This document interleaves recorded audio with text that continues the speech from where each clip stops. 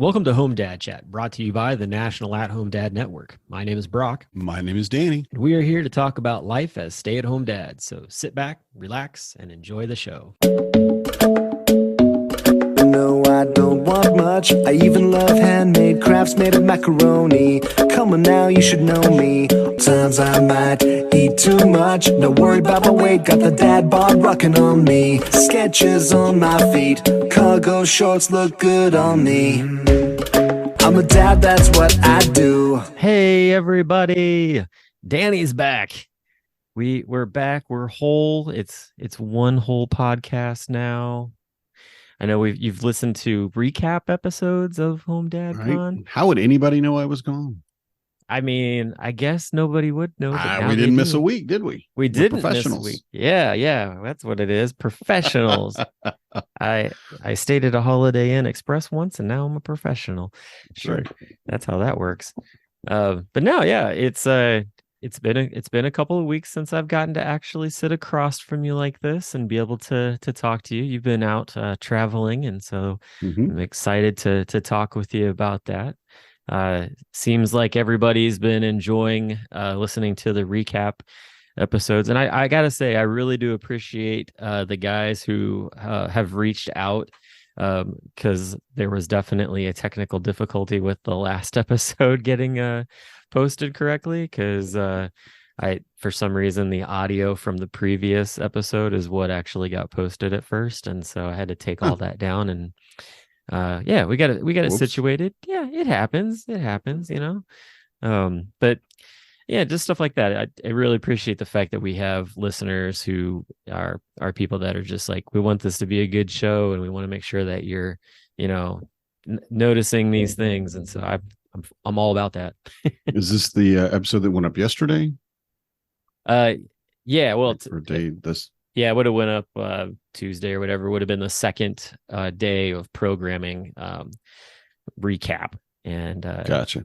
for Yeah. whatever reason, the audio that it grabbed was from the first day recap. So it was like, and then what was funny was Keith Nagel was one of the first ones to reach out. And he's like, unless you and Danny talked about his coffee cup twice, two different episodes. May have.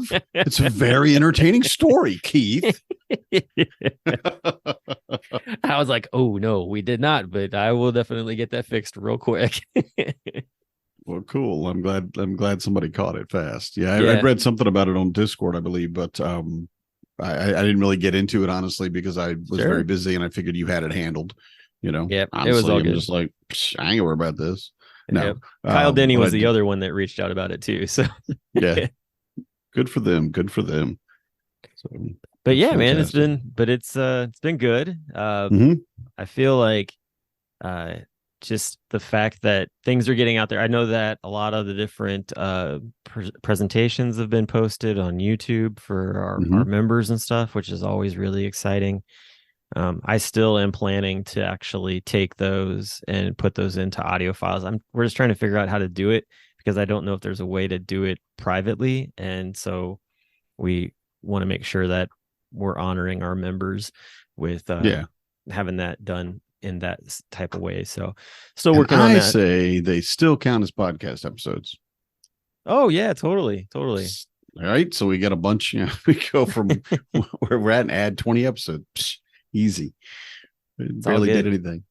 But yeah, I do really appreciate that we're working on that too, because I think since we really developed a paid membership year to year in the organization, and we've been talking about it, and we've made a little ad about it for the episodes a lot of times, and we want to give value, and this is value one that you really only should have if you were a member. And that's for members who missed the convention or just want to recap, or, there's 3 breakouts. I wanted to hear 2 of them. So I went to one and I needed to hear the other one so I can get that. And it's really a very beneficial thing, I think. So I love that we're doing this kind of members only feel to it. You know, I still want my members only jacket, but I'll take this in replace of it for now. And some parachute pants. No. Exactly. Got to have my MC Hammer pants as well. Oh my God. No. Yeah, it's too legit to quit, baby. You know that. No. No, hammer go. Yeah. Yeah. I'm okay with him. You know, I should say I loved him while he was big. So I shouldn't say bad things about it, but he was very entertaining. That is for sure. So a lot of energy. But hey, yeah, speaking of energy, how much energy do you have now that you've been traveling across Germany and are now back in the States? I'm just going to say that jet lag is real and it's terrible.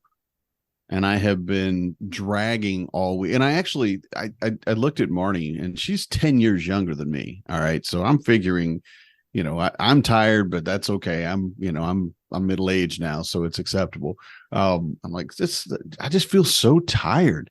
And she's not even knitting. She's holding her knitting. And she looks over at me. She's like, yeah. I'm like, oh, wow. You too? And I thought maybe I was getting a cold from the kids or something, or, you know, just that general malaise you get when you're getting sick. And I couldn't figure it out because, I mean, I knew there'd be some, but we got 8 and 9 hours of sleep. Like the first night we got back, well, not the first. Yeah, actually the first night I went to bed at, I think 8, right about 8 p.m. and got up about 4, you know, but yeah, still that's 8 hours. And it's so weird because I'm getting the right amount of, or an appropriate amount of sleep, but it's just not affecting me. It's not helping at all. Yeah. And now the sun's going down at like 6. So yay, living very close to, well, it's too far from the equator. That's where we're living. Yeah. Well, that's like, so I have an Apple Watch, and we went camping this past weekend, and cool. We got there Friday, got unpacked and everything, or got our camper set up, went to bed, and woke up the next morning, and my watch was like, congratulations, you got 8 hours of sleep. And I'm like, what? Like, like the first time it's ever come across with that message. It's unheard of. I was like, well, I guess I had to go to where basically it gets dark and then be like, well, I guess I better go to bed. Plus also it was raining that night too. But, oh yeah. So it's like not a lot to do. You're not gonna. And so yeah, I was having like, a cold meal. Yeah.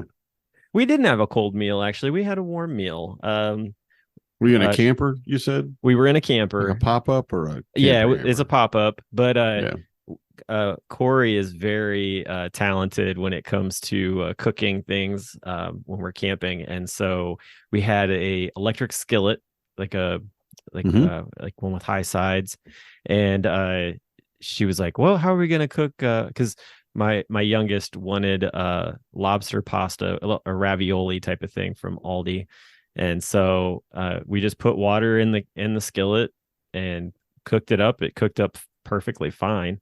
Only had to be in it for like 3 or 4 minutes, but yeah. So we had that and a couple other things, and then we're off to bed. So it was nice. It worked out really well. Yeah. So this stuff like that we've kind of gotten really good at kind of cooking on the fly, so to speak. But yeah, so we did have a warm meal actually, which was nice, and we had we got the camper popped up before it started raining. That was the other thing. That was going to be my next question. Was it raining when you were putting it up, or it was trying to? It was trying to. It was like, I'm coming for you. Time is ticking away very fast. And was able to get the awning, or get the canopy up out in front, and get everything situated, and got in there, and sure enough, it was like 15 minutes later, it just started raining, and we were like, I'm so glad we got in here. Good timing. Yeah. Good timing. I almost always end up, if it's going to rain, it will be while we're setting up or breaking down. It just will. We even had one where we were out at Stone Mountain, which is actually the world's largest piece of granite, but it's near north of Atlanta, or west of Atlanta. No, anyway, it's near Atlanta. Northeast. Trying to remember Atlanta. It's been a long time, guys. 2 years. But we had a tent where you have the bottom 6 inches or so is heavier material, and then it goes up into the thinner material. And it rained so hard, we piled everything on top of the air mattress, and we went and sat in the car. It just flooded everything. Every tent, we had I think 6 tents total with all of our friends, and they were all flooded. And I go back, and it's filled to that 6-inch high thing, and the air mattress is floating on it like a raft. and everything was dry, on the air mattress, but it had just come up over the sides and rolled into it, as opposed to it coming down from on top, because we had a tarp up. I always put a tarp over my tent, so just that extra layer. And man, I'm like, you got to be kidding me. And I just went up to it and just took my boots off and stepped on it and just let it goosh back out and down to the river. It was an incredible amount of rain. And we all said, okay, this is it. This is from now on, we're getting a cabin. We're staying together at it. This is ridiculous. We're too old, it's just not worth doing it for things like this. And if we're not taking the kids, we probably would get a cabin if we could. Yeah. I mean, well, and I think that the events like that are the events that actually, I feel like they're almost like the make or break of relationships. A lot of times, either you're going to figure out how to make it work and not kill each other, or you're going to not figure it out. And, like you're both just going to be like fuming mad at each other. And it's just going to be this horrible experience where you don't really learn anything. Where's your wife, Mr. Mercer? She was laying on the air mattress. And the rain came in. I don't know where she went. You seen that Parent Trap movie? That's right. Yeah. Nice. She's out there in the lake somewhere. I'm sure she's fine, officer. I just couldn't wait. Oh, shoot. Yeah.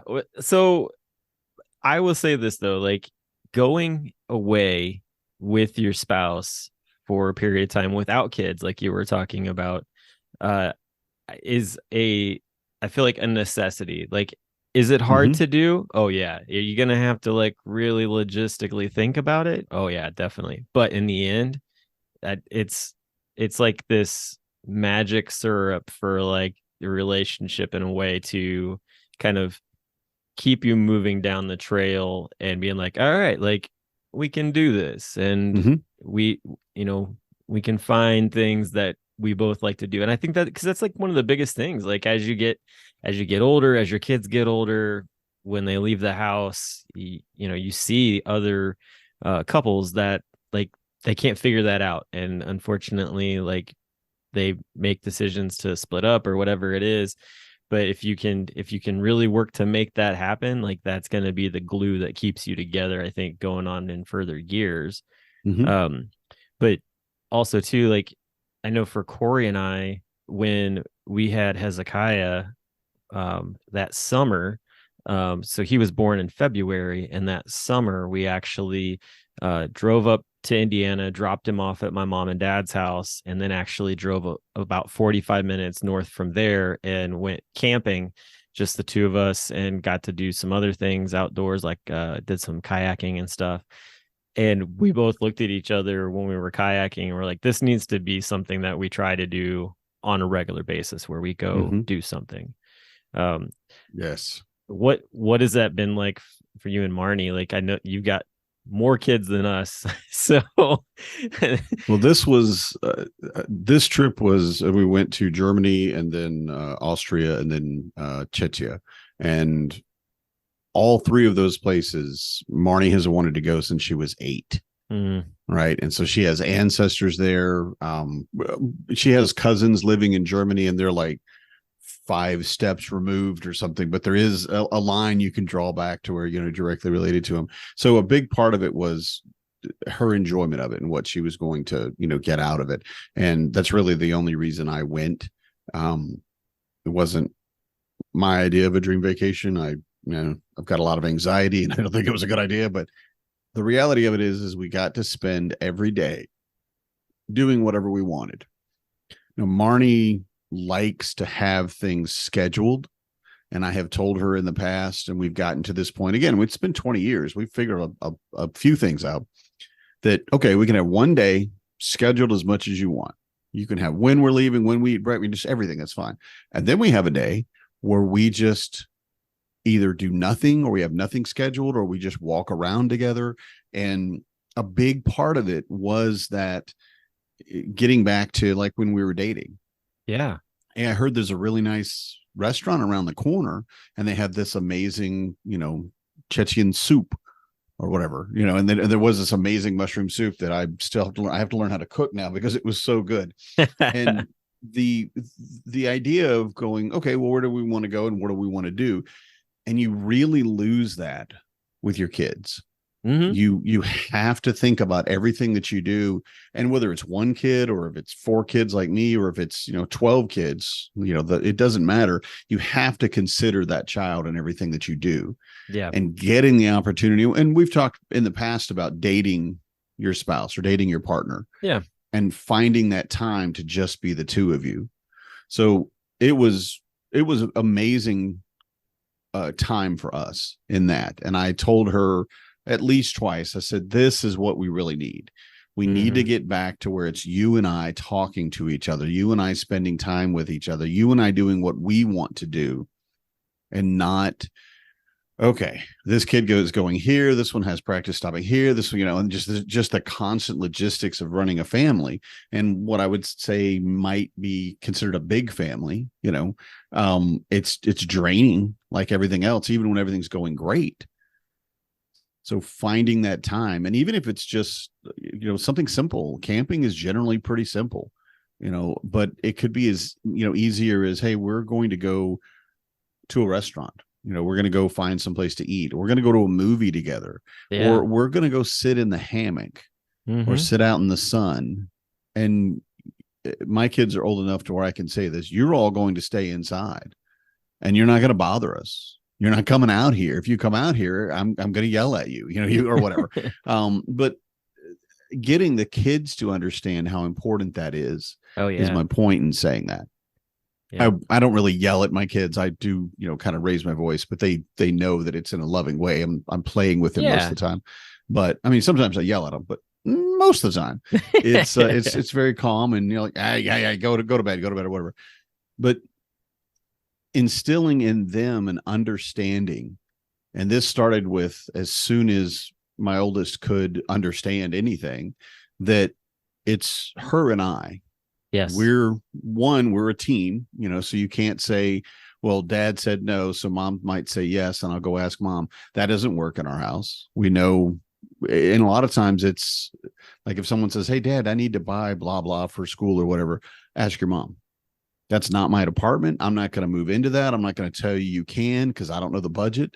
And the same thing with Marnie a lot of the time. So can I have, we've talked about before, can I have hot chocolate? Can I have some hot chocolate before I go to bed? Ask your dad. He's in charge of that part of your life, and she doesn't usually step over, and I don't step over. Yeah. But understanding that we're a team, and instilling in my kids the understanding too that we love each other. Yeah. We're a couple. We're not just your mom and dad, which, that's difficult for a child to really understand, but we're the most important people in our lives. I think that's a missed concept in itself to iterate to your kids, though. I think a lot of couples miss telling their kids that, like, hey, like in the end, like you're going to leave this house. Right. And it's just me and your mom. And, it's like, so, or, me and your dad, however that goes. But in the end, it's us, like the kids move away and the parents are still, they're in the house, and it's like, okay, what does that look like? What are you going to do with that? You mentioned going outside, to, just the two of you. I know one of the things that Corey and I used to do when we first got married is that we would, this was before streaming services, so hold on to your seats, people. But we would take our computer and a DVD, and we would just go roll up into like a park basically before it got, dark and you couldn't be out there. And we would just have like a drive-in movie in the car type of deal, and push the seats back and enjoy watching a movie in the park. And like stuff like that is the things that just being creative in your relationship, like that kind of deal.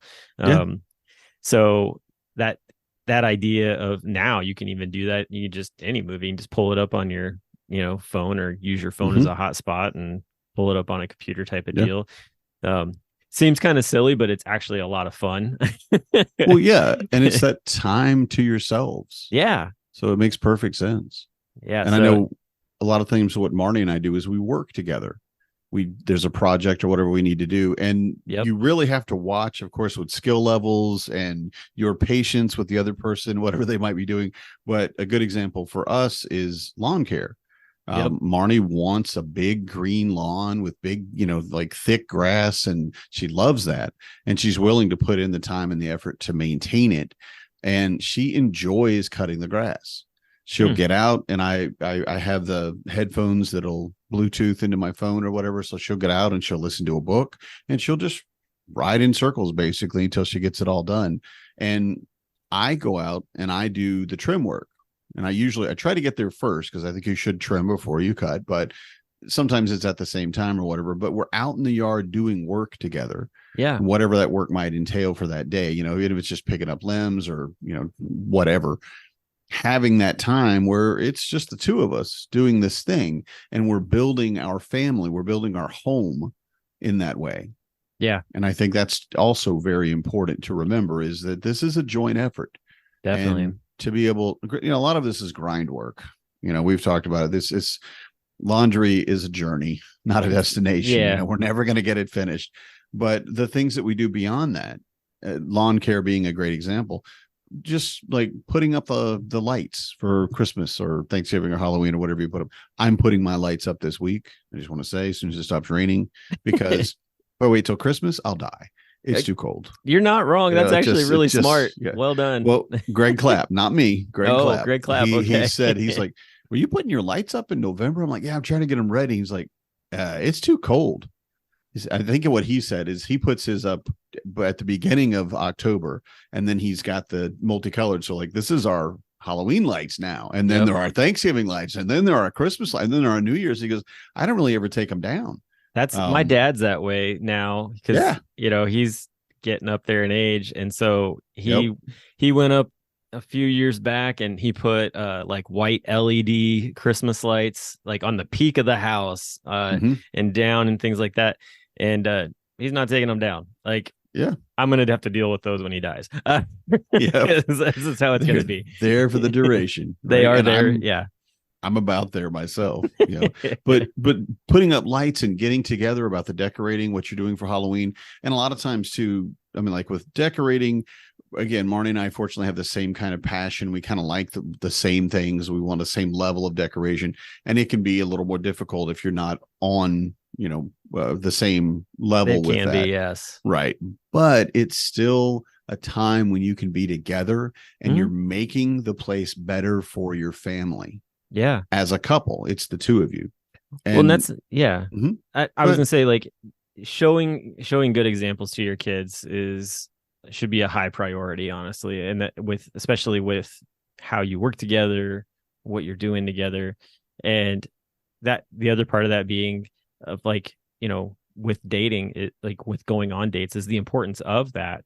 And like, our kids now have gotten to the point where if we haven't gone out on a date and brought somebody in to come hang out with them and that kind of deal, we get, when are you going on? When are you guys going out next?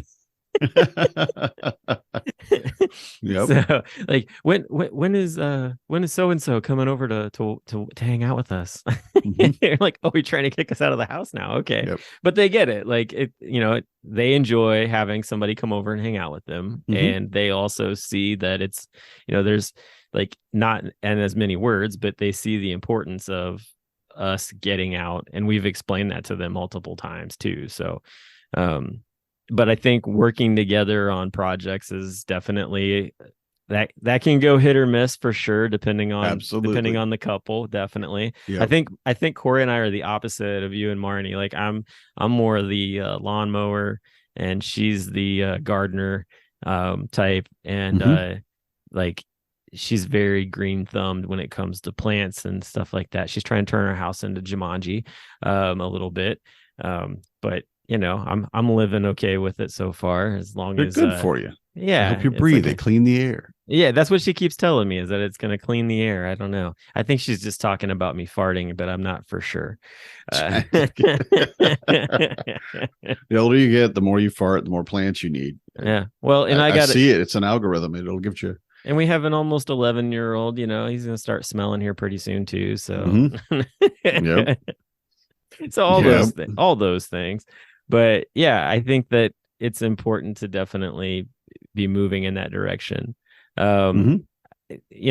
Even just, it's not something that's going to happen every year for, a lot of couples. Like doing something like a trip or whatever every year might not be possible, just because I guess here's my thing. And this is probably the question that I would imagine most people, while they're listening to this, are thinking to themselves is, what was the structure while you were gone for your kids? Like who was watching over them, and what was that like?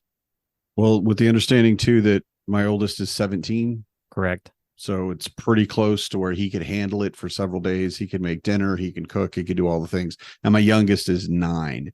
So she doesn't need as much, supervision, but I would not trust them for more than 24 hours alone in the house. I just wouldn't. And I have no reason for that. I want to say there's no reason for that. It's just me thinking about my children. They are perfectly capable and competent. Sure. They could handle it, and if there's something weird happens, they just like, we're going to use the oven to make a frozen pizza.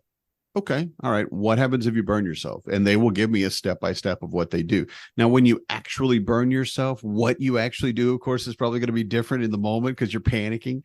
But I feel like they could really handle it, but I don't like it. I'm not quite ready to walk away from it. So we had Marnie's mom and dad come in. Okay. And they were great. We met them in Minneapolis, or near Minneapolis at Marnie's brother's house. And so we let them have our Suburban. Yeah. And her brother took us, or her sister-in-law took us to the airport and dropped us off. So we didn't have to worry about parking or paying for parking. And then they drove the Suburban home with the littles. And then we left the older two home by themselves for about a night, or, like one overnight and part of a day. So sure. A weekend at most. And the in-laws did great. Grandma and Papa did a fantastic job. They got everything done that really needed to be done. Yeah. And I canceled everything I could. And I said, these are the things you got to pick up this one on Monday. You got to pick these 2 up on Tuesday. I need you to take the bass in because my 10-year-old decided to play the bass. And that's awesome. That's right. I remember you saying that. But it's huge. And he's supposed to have a half, and he's got a 5/8, which is only a few centimeters taller from what they told me. But it's huge on him. I mean, it's twice his size in the case. So it looks like he's carrying a piano. I was going to say, can he just basically fit inside of it? Yeah, he can. He could get in with the bass easily. And just the cover is just really, and it's like not a cloth, but it's a fabric cover. Yeah. So it's not a hard case, right? But yeah, they got him, got the bass to school, got it home just fine. Everything's doing well, and everything was taken care of. Nice. They did things their own way, which is something that, if you're going to stay at somebody's house for practically 2 weeks, you get to. I've got to reorganize my refrigerator. It just, and I think it's the kids more than anybody else, but like I went in and I'm like, what? There's a paper towel in here. Why is there a paper towel in here? And I'm like, was it soaking something up? And it's a roll of paper towel. It's like 2 or 3 sheets together. And I unwrap it, and inside is 4 slices of bacon. Oh, cooked, crispy bacon. And I'm like, I mean, that's fine. And also, if you do this, you're a monster. I'm just going to say this. But I come home and we have these little small plastic bowls that we used to use for the kids as like little snack bowls and stuff. Yep. And they've kind of grown out of them, but I think I bought 15 or 20 at some point because we just use them all the time. So they're not going away anytime soon. No, we have a lot left yet. And there was one sitting beside the toaster when I got home, and I looked at it and I'm like, oh, what's that? And it's got butter in it. And the butter's been there for a week. You told me this was a thing that happens up that way. And I looked at it, I'm like, and my oldest comes and goes, yeah, Grandma did that. She said that's how they do it up here. There it is. Yep, I knew that was going to be the case. Okay, and you're like, I start twitching. We got to put the butter in the refrigerator. But up here, it doesn't matter. You don't. Nope, you don't. It just never, you don't have to worry about the bugs or the insects. You don't have to worry about the heat. Yep. It's not going to turn into a puddle. I mean, and it was like room temperature melted, so it was easy to spread on toast and stuff like that. And it's a great idea. but I can't get my head around it. I'm sorry. I can't. It drives me nuts. It's just like, why? No, no, you can't do that. Put the butter away. Don't leave it out on the counter. Away. Cover it and put it away. Nope. Corey's over here laughing out the right side of me. She knows because she's guilty of it multiple times. So what kind of monsters do this? They live in the Midwest. I guess that's what it is. Monsters from the Midwest and their their melted butter issues. What it comes down to. So many issues. I'm gonna get her a t-shirt that says, "I'm a monster. I leave butter on the counter." And again, it's just a different way of doing things, really. I mean, I do make fun of it, but it's just a different way of doing things. Oh, sure. And there was a lot of that when I came back. And I liked that, honestly. I mean, it was weird or odd or where is this? Where is that? But it was the fact that my mother-in-law, who is an amazing person, and I love her so much, and I'm so thankful they came and watched our kids, but she has her own way of doing things. Like they cooked dinner for the kids every single night. And I said, I just want you to know we don't cook every single night. Tonight, because we record, I don't try to make a meal. We'll do sandwiches, or I'll put something in the crock pot maybe in the morning, but realistically, you're on your own. And again, my youngest is 9 and can make her own food. Yeah. She's not up to cooking yet, but she's venturing into that. But at the very least, she can do stuff in the microwave. And she knows what hot is, and she knows how to not burn herself, and she's as capable as an adult in those ways, in some scale. But they can handle all that. So Tuesdays, I'm like, no, I don't do Tuesdays. Friday is established pizza night. There you go. And if it's frozen pizza from the freezer, that's fine. If we get to order pizza, that's even better, but that's fine. It's whatever way we want to do it. And these are the things that we've established, because Friday night is kind of our movie night. Nice. Yeah. So we have pizza and watch a movie together. And usually they all make it through at least the first half of the movie, but it's got to be a really good movie to keep them for 2 hours, because a lot of times we can't find a movie that's good for people from 9 years old to 54 years old. That's quite a swath you got right there. There are movies, but it's more rare. So we'll watch something and 2 of the kids will stay the whole time. The other 2 are like, can I just go play in my room or whatever? Go ahead. I understand. So but we have those established things where we don't cook, or I don't cook. We don't have a meal. And they cooked every night. So I love it. We call those fend for yourself nights. And they actually are nights that work really well for, especially if my anxiety gets to the point where I'm just like, I can't cook. Like, get whatever you can and just be fine with it. Cereal is a perfectly fine dinner. We haven't really gone that route for dinner. They haven't really gone that route. Like they're more of like ramen noodles or like Tostino pizza rolls. Like those are kind of their jams, and that's what they tend to make. So it works out really well. Do your kids eat the ramen without cooking it? Oh no, my son cooks the ramen. No, my 14-year-old. I mean, I will go and eats it like it's pantry. A cracker. And yes. Oh my God. And he's standing there on his phone with a thing of ramen open, and he's eating it right out of the package. And I'm okay, that's a whole different monster right there. Right?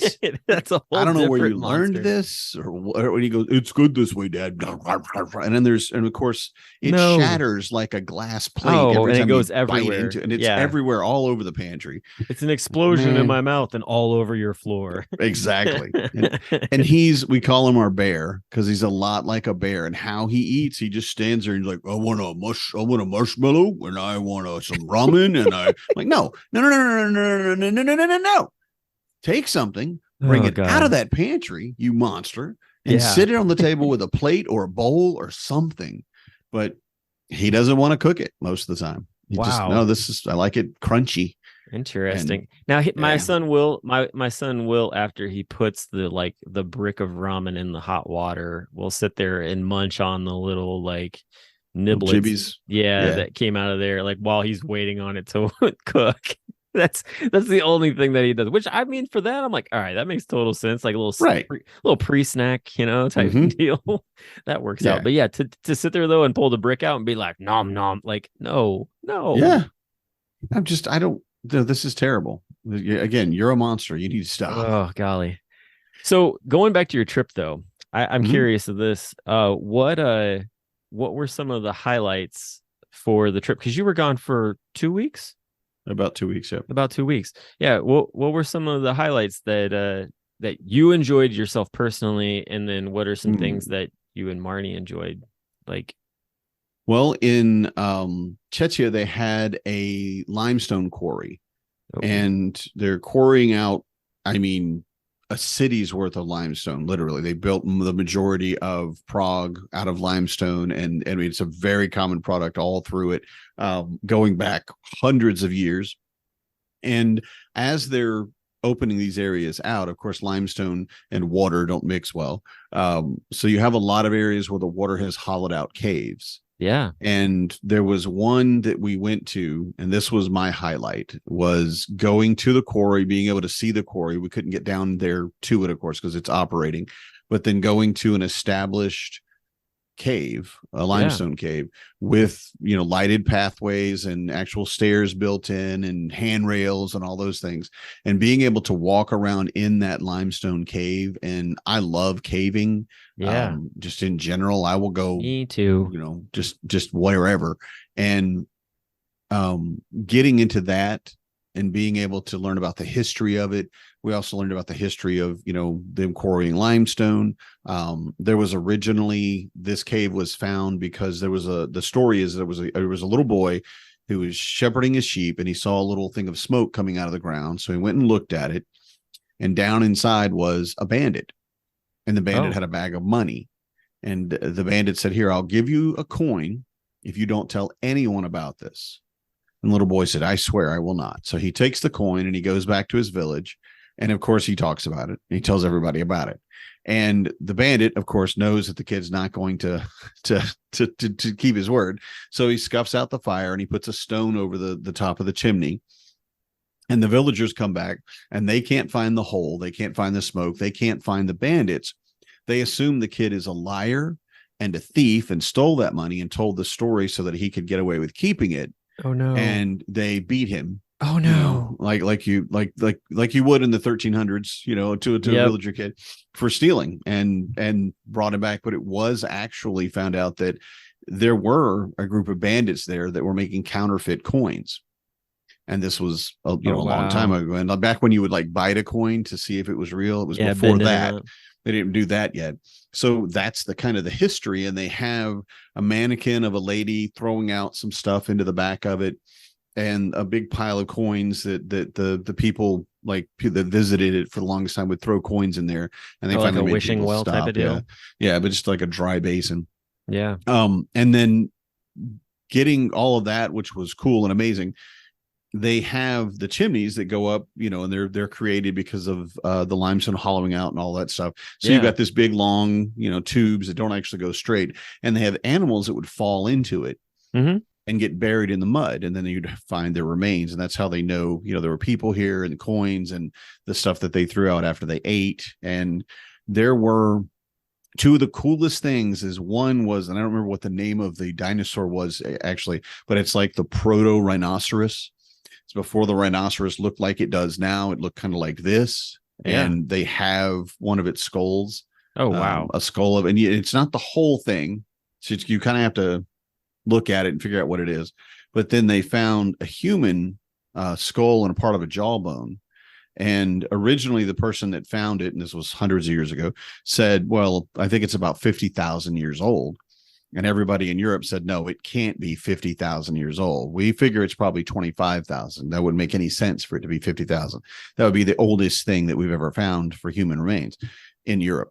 And turns out it was actually carbon dated later at 47,000 years old.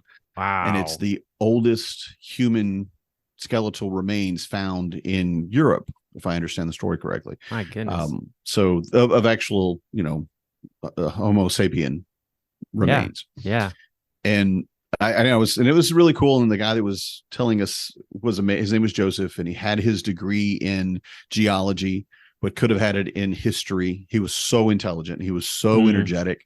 And he was telling us about all these things. And he said, and what we think is we think that, this was a female and this is this, and that, they had green eyes probably, or green or blue eyes. And people are like, wow, how would you know that? And he said, well, because this was a time when Homo sapiens would breed with Neanderthals. So the Neanderthals is where you get the green and blue eyes, but after that, the brown eyes became much more prevalent. So, and my wife looks at me and goes, you got your eyes from Neanderthals. I'm like, shut up, woman. What are you trying to say there? We don't need to talk to her. Can we get her off the tour? She doesn't need to be here. But it was just an amazing historical story. Yeah. And then being in the caves and seeing all of the stalactites and stalagmites and watching them, and looking at, okay, so that's grown a centimeter in, I think it was 100 years or something. I mean, it was just ridiculous. Were they wet caves? Like they were actually active? Oh, wow. That's really cool. Yep. Nice. Actually, it was really funny because we stood by at one point. He's telling us about the stalactites, and one of them drips on his head. He's like, oh, no, that's okay. And he holds his hand out and it drips on his hand and he drinks it. And he goes, this is very good water. And we were all like, how long do we have to wait before another drop? He's like, could be an hour. Could be a year. We don't know, because of how slowly it grows. And we're like, oh, come on, man. You took the only drop of water in the whole cave. But yeah, it was very wet. And to get out of it, you go all the way down and around and all this. And to get out, you actually climb up a chimney they've shored up all the sides with, bricks and limestone and stones and a stainless steel circular stairway now, because it takes you all the way back up to close to the top. And that was hands down my favorite part, because that is cool. The architecture was great, and we went to a riverboat tour, and we went to a concert, and it was all these amazing things. But I'm not we went to this dinner in Austria that we're sitting in a restaurant that you can see the mountains all around you. And you think Sound of Music. This is where Sound of Music was filmed, right? Yeah. And so it's mind blowing. And everybody's there and they're dressed up, and we have the 4-course meal with the specific forks and spoons for each part of it. And of course you get a glass of wine with it. And I'm sitting there going, I don't ever want to do this again. No, I'm uncomfortable. I'm uncomfortable. I don't want to be here. I don't fit in here. You can look around this room and go, why is that guy sitting here? Right. And we couldn't really bring any dressy clothes. I mean, I guess we could have, but we really didn't have the the place to put it in the baggage or whatever. So all I had is like a nice black polo shirt, and then my normal cargo pants.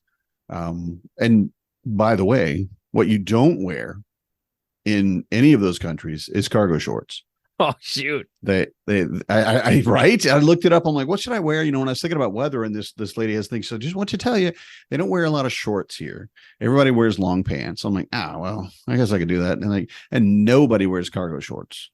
There's no way that you can say I am an American more than showing up with your overstuffed cargo shorts with the pockets full of your ratchet set and a ham sandwich or whatever that joke is. Nothing says America more than cargo shorts. I don't like this. I feel attacked, but you could tell when we got there, and I'm walking around and I'm like, and one of the tour guides asked, he said, well, so do you just want to know for curiosity, because I can do this. I want to know if you can do this. Can you look around and kind of guess where different couples or individuals are from?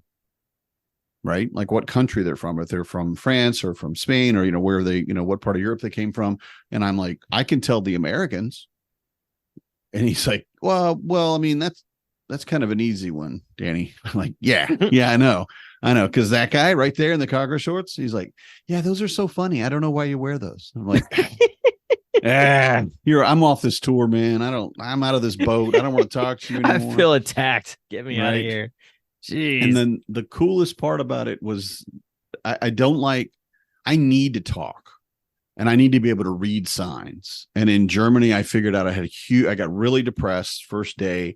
I can't speak to anybody, although everybody does kind of know English, so I could get around it. But my feelings of it is I can't talk to anybody and I can't read any signs. This is the worst idea ever. I don't know why I'm here. And it really overwhelmed me. Yeah. So I tried to learn some German. I tried to pick up, spellings of words and pronunciations and things like that. And so we're in Austria and we're going to do the riverboat tour, right? And there's a guy that opens the gate for us, and he's, very well manicured, wearing a nice, sports coat and all that. Looks, dressed like, he's the guy that's here to promote things. And I noticed he's got a pin of Saint Bridget on his lapel, and I'm like, is that a Saint Bridget? And he said, yeah. And I'm like, oh wow. And he goes, well, yeah, I'm from Ireland, and I have a terrible Irish accent. I'm gonna try. I'm like, what? And he's like, oh yeah, and I'm like, I cannot believe I came all the way to Austria and I got an Irishman showing me around on the river. And it was amazing because it's such an actual melting pot of people, where we talk about America is absolutely a melting pot, and I love it. But finding someone like that, and it wasn't just the only occurrence of people that had actually come from other countries to work in Austria, which is a great idea, by the way. It's a beautiful place. But having that interaction, little things like that, was my second favorite part. That's awesome. Being able to meet people and talk to them. And fortunately, they knew English. There was a moment of, I really felt my privilege because everybody almost could speak at least a little English, and they'd learn it in school. So everybody has a base of English in all three countries. Right. And like, there's only 11 million people that speak Czech or that are from Czechia. I always mess up that word. So there's only 11 million people. So for me to even know how to say thank you, the guy goes, oh, how did you say that? I know you could say that. But he said, for my degree, when I was doing my thesis and things like that, anything I wanted published, I would have to rewrite into English, because there's only 11 million people in the world that speak my language, but there's about 6 or 7 billion who speak English. Right. And I'm walking around, this is so incredible. And Marnie said, this really makes you think about it, because if anybody comes to America, we kind of expect them to speak English, to learn English. That's what they have to do. And we almost demand it. Yeah. Now we're in other countries where we demand people speak English to us, and we don't have to learn German, and I'm just like, this is, wow, that's depressing, babe. Thanks. I feel terrible now. I feel like a horrible human being, and I haven't even ever done this. I think I'm fine with it. And she said, well, it was just something to think about, because when you go to other places, and this is again why I want my kids to go to college and I want them to travel abroad. Yeah. It's that understanding globally of how things operate. Just so enriching, I think, for a person to become the best version of themselves, to use a cliche term. So, yeah. So I was looking on the map here. So you said you went to Prague, right? Yep. Did you ever hear of a city called Kutná Hora? No, I don't think so. So this is something that a buddy of mine from in that area that grew up there. Actually, I think he's maybe from Prague. But Kutná Hora has a chapel that is adorned with 40,000 human skeletons. Oh, cool! Inside of it, it's pretty wild. They had like a plague or something that ran through the town, and they didn't know what to do with all the bodies. And so basically, like, they did something to like decompose them quickly, and then used their skeleton remains to basically like adorn the inside of this church. And it's pretty wild looking. But yeah, I wasn't sure if you had kind of made it to that area. It's sort of south of Prague. But well, we went to, when we were in Austria, we went out to Hallstatt, which is a beautiful, breathtaking, giant, clear, beautiful lake with mountains all the way around it. And that's where the salt mine was. And we took a tour of the salt mine. And when we were done with the salt mine tour, we went down into Hallstatt, into the town. Yeah. And the guy said, okay, so if you go left here, you'll go to the cathedral, which was breathtaking and made me cry, like almost every cathedral did in the whole place. And then beyond that, if you go in, that's the bone house. And it's the house they made out of bones. You know, it's the place where they put all of their dead. And and just kind of that's obviously wasn't that many people as you, but still though, like that's not an uncommon practice over in Europe for sure. So it's very surprising. Yeah, and it's like a thing of honor actually to like to do it. So it's cool. Well, that would make sense. Yeah, that would make sense. So before we finish up, I want to say, if you ever get a chance to go to Germany, you personally, Brock, I've been there. Have you been to Cologne? No, I haven't. Okay. I was down in the south west. I was in Frankfurt, Freiburg, that area, Heidelberg. Okay. All right. If you can get back and go to Cologne, one, buy yourself some cologne, because it's a great pun. It's what I did, and I'm going to use it for many years. Like, I bought this in Cologne. Haha. But the second part, and more important, is the cathedral. The cathedral in Cologne is over 550 feet tall, if I remember my numbers correctly. And it took 600 years to build. I see the picture of it. It's gorgeous looking. I mean, I've been by skyscrapers. I understand the enormity of human creation. This is a completely different feeling. And it's covered. I mean, the outside, inside, everything is covered in artwork and statues, and there's reliquaries, and there's actually a sepulcher or whatever it's called for where they have a person interred inside it. You know, his body is inside it, and they've got. It was just mind blowing. It was mind blowing how big it is, and it was 600 years. Yeah. So when someone thought of it and conceived of it in like the 1200s, with, I guess, how do we measure stuff? Well, we put knots in a rope, same distance apart. And this is, I mean, it literally less than hand tools, and people worked on it for generations of people worked on it who would never see it built. Right. They would never get to see it finished. Yeah. Right. They just had to go with, this is what it's going to look like someday. It was the most impressive structure out of a lot of amazing architecture throughout our trip that we saw. That's cool. It was truly mind blowing, and you can see it from anywhere in the city, which was really cool too. But again, if by chance you ever, get to go to Cologne, it's on my bucket list, because take a couple of hours, and just wander around inside. And I mean, where did you fly into, by the way, since you were kind of up north? Like, we flew from Minneapolis. We flew to Munich. Okay. I think. Yeah, we flew to Munich, and then we took another flight to Cologne. Oh, nice. Okay. So you got to fly right into Cologne. Yep. And then on the way out, we went from Prague to Brussels to Newark to Minneapolis. Okay. That's cool, man.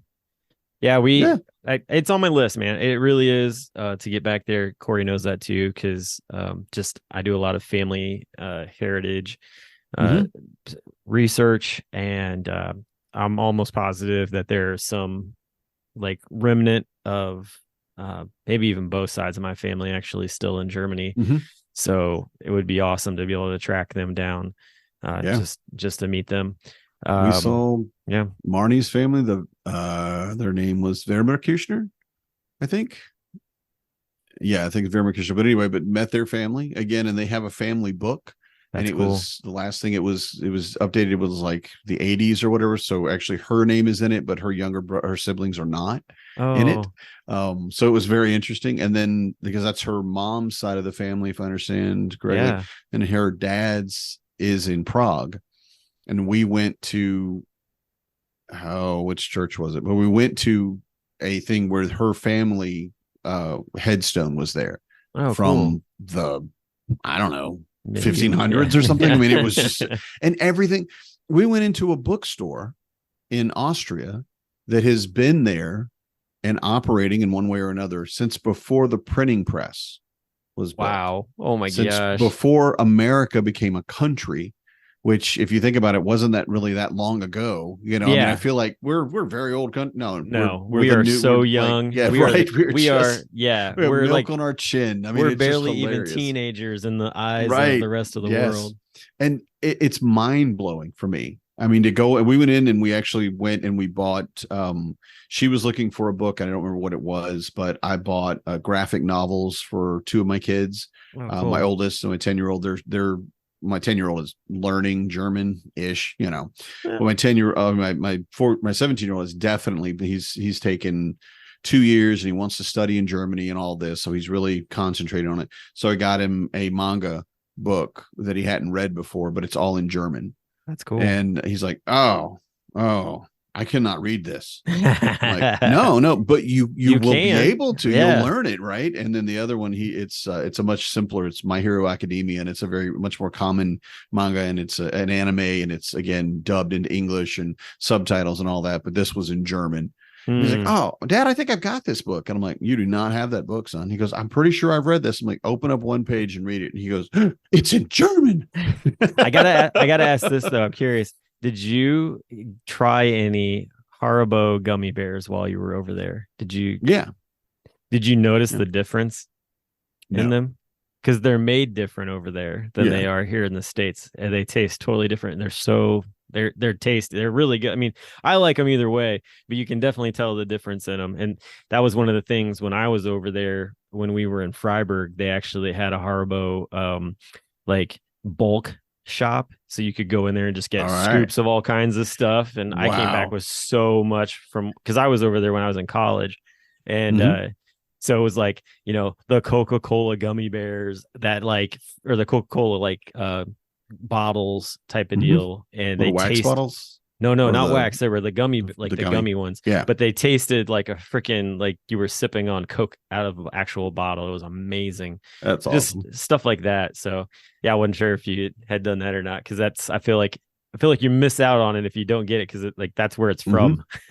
Yeah, and I loved the difference in snacks and foods, and just like you don't get water ever, and if you do ask for water, it's oh my god water. Yeah, don't ask for tap water. You will get laughed out of the restaurant. I am dying. I'm like, how do you get your water? How do you get, because there's not any vegetables either. You're not eating a lot of greens or anything. And I'm like, I am dehydrating as we speak.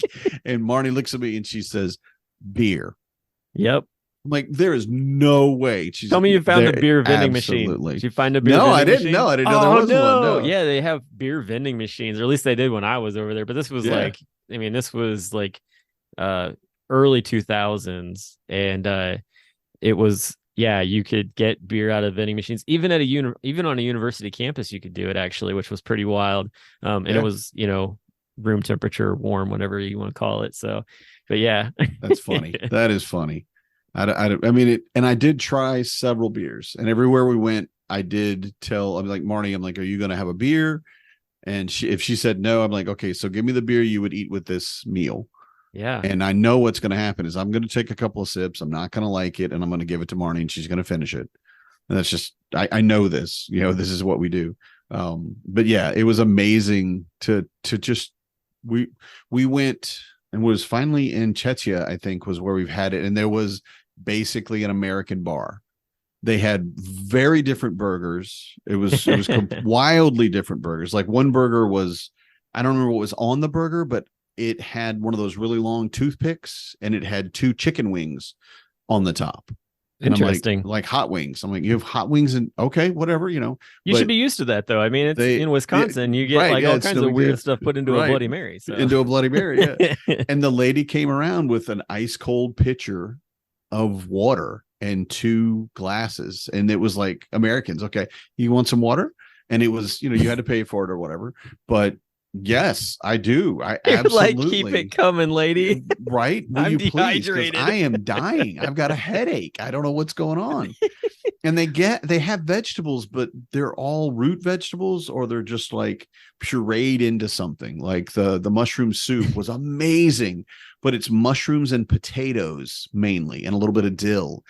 And there's no greens at all, and no cucumbers, or anything. You don't get any, water from vegetables from your food. And that is actually, I didn't recognize how much water I take in through my food, because I like vegetables and greens and all that.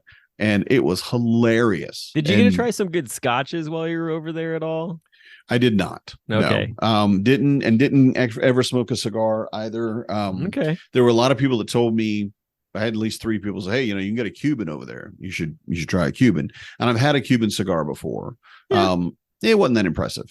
I mean, it was fine. It was good, but the Nicaraguan, to me, is a better tobacco, and it's my favorite. And I think just because I've developed the taste for it. But if I'd started on Cubans or something, I maybe. But yeah, I didn't really get into any alcohols very much at all. It was just I was very sober. Sounds like a great trip though. Like honestly, like I would definitely be in the same sort of like mindset of the Limestone Cave, that whole thing. That would have been definitely a highlight. Yeah, I could live there. That sounds cool. Well, and where I grew up at, we actually have like very large limestone quarries in Indiana. Most of the like government buildings are actually built with the limestone that came out of the quarries from my hometown. Yeah. And so, when you were talking about that, I'm like, oh yeah, like I know that. Cause like, one of my dad's best friends is actually, one of the top, if not the top hot air balloon pilot in the country. And we've actually taken his hot air balloon and went like down into like one of the quarries before with it, which was awesome. So yeah, that would have been fun to have gotten to see that whole adventure for that. I'm definitely keep that in mind for when I get over there. But I love the fact that you got to go over there and that you and Marnie got to spend that amount of time, just the two of you. Yeah. And I hope that anybody listening to this tries to work out some sort of game plan to where they can, get something together where they and their spouse can get away for, even if it's just a day, like, and we're not talking like go to Germany. This was a once in a lifetime thing. And we're, again, we're old. We've saved up our money, but yet and we've talked about date your partner, find that thing you can do. Yeah. Go to lunch, make a lunch and take it out in the backyard. Exactly. Or whatever. Just find that time where it could be just the two of you, whatever time that looks like for your family, Yep. Go find a park nearby or something. And just you don't have to go far. That's the nice part. So, maybe if your neighbor will watch your kids for a couple of hours and you can go do that, then make that happen. But yeah, hopefully what people take from this, because this was a great conversation. Like when you came back, Corey was like, what are you guys going to talk about tonight? And I was like, hopefully we're going to talk about Danny's trip and how it's important for couples to find time to get away. And so I'm glad that we took the time to talk about that. And I thank everybody for listening to the show. And we'll talk to you all next week. All right. Good night, everybody. I'm a dad, that's what I do.